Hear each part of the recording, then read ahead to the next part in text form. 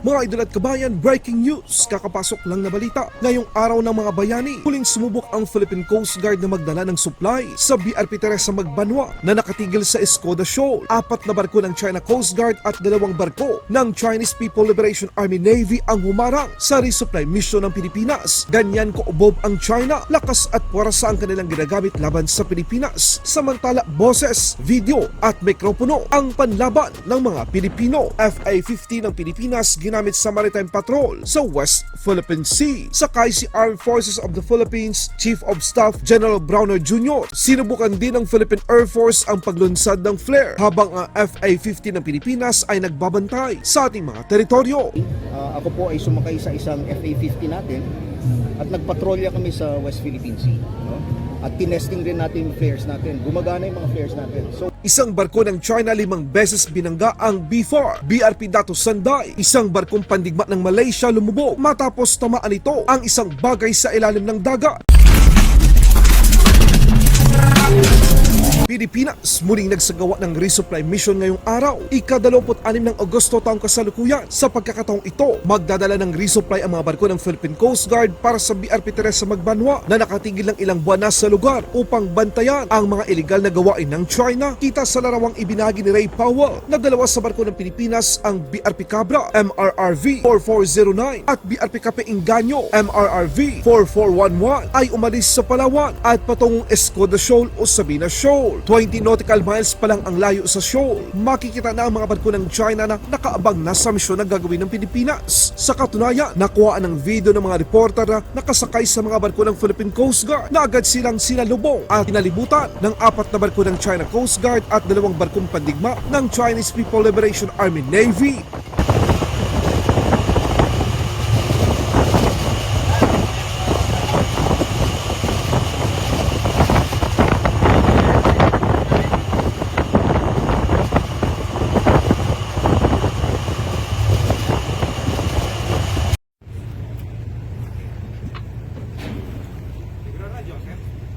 Sa magkano sa'yo, kanina pa.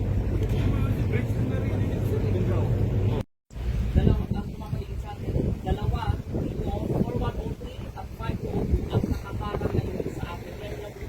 At may isa pa pabarangay. Kung meron pa sa pabarangay na barko na hindi natin ipamatukoy sa ngayon.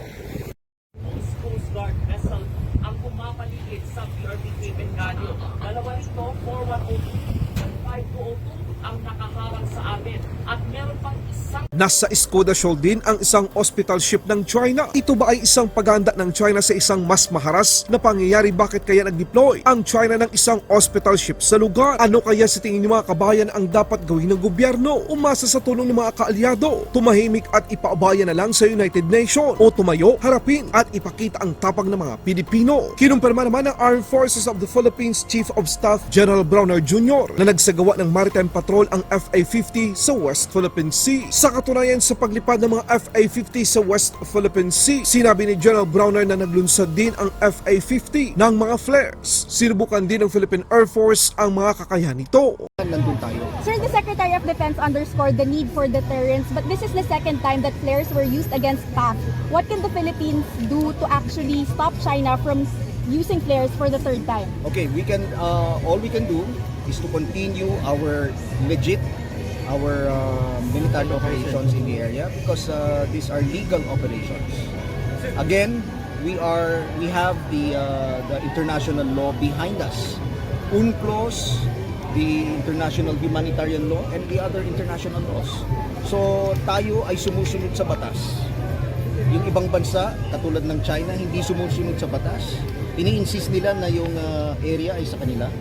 Pero may hatol na noong 2016 na hindi po sa kanila yung area na yan. That is why we have to assert really our sovereignty and our sovereign rights. Sir, China is unfazed by our joint patrols and our joint exercises with our allies. What other kinds of form We of cannot say that. We cannot say that they are unfazed, no? Because we will continue to sail through the South China Sea because of freedom of navigation and overflight. So tuloy-tuloy lang po yung gagawin natin. Basta alam natin na ang nasa likod natin ay ang batas, no? International law. Pero sir, hihintayin pa ba natin na magkaroon ng mga aksidente kagaya ng sa Of course hindi, no? Katulad nga nung mga ginagawa natin, tayo po ay basta't legitimate yung operations na ginagawa natin, ay tuloy-tuloy po yung ating operations. So yung flares, parang recently lang siya nangyari 3 times this month. Yeah. Do you view this as an escalation, sir? It is an escalation, no? Definitely. Pero hindi lamang sa atin ginagawa yun. Pati sa US, ginagawa nila. Pati sa Australia, ginagawa ng China yung release ng flares. No? This is a form of warning the other side. But again, for us, it is a dangerous maneuver. Kasi pag yung flares tumama sa atin, that's very dangerous. So do you have capability, sir, na mag-retaliate ng flares? Meron tayo, we have flares. No? In fact, nung Friday, ako po ay sumakay sa isang FA-50 natin at nagpatrolya kami sa West Philippine Sea. No? At tinesting rin natin yung flares natin. Gumagana yung mga flares natin. So we have that capability, but then again, because we follow international laws, hindi natin ginagawa yun sa iba. Sino na unang ng fairs, tayo or sila? Yung recently lang na Yung test reason? kayo, opo. Nauna kayo nag-test. Nauna sila. Nauna yung insidente nila. Tayo, tinesting natin ng Friday. Okay. Ay, kung gamit ng fairs, kapag makasan Well, pwedeng sumabog yung aeroplano natin. No? Or pwedeng masunog yung barko natin pag tinamaan ng flares. Sir, more details sa patrols. Kailan to, sir, yung FA-50? Nung Friday po ay sumakay ako sa ating FA-50 at nagpatrolya po kami sa West Philippine Sea. Saan features, sir, malapit? Basta dito sa West Philippine Sea northern portion ng ating western hemisphere. Tuloy-tuloy po yung ginagawa nating pagpatrolya. Because again, no, we are in the right position. We have the legitimate backing, which are the international laws and regulations. Sir, Thank you. Thank you. Sir, thank you, sir. Isang barko ng China 5 beses binangga ang B4. Ayun, bumangga na naman. Ika-5 bangga na po yan ng China Coast Guard.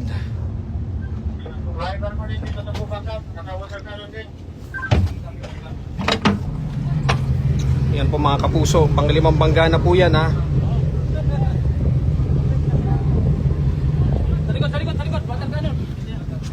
Pasok! Yan na naman pong 21555. Yan po yung bumangga ulit ngayon na nakakarami na po ng bangga dito sa BRP Dato Sanday. Habang doon naman sa kabilang side ay nagwa-water cannon sila. Talagang ayaw po nila tayong tantanan dito sa kinaroroonan natin dito sa West Philippine Sea. Yan po. Malakas na naman po ang water cannon.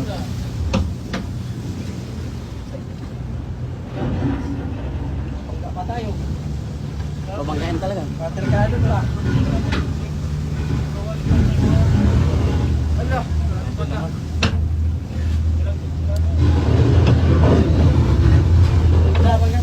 Isang barkong pandigma ng Malaysia lumubog matapos tamaan ito ang isang bagay sa ilalim ng dagat.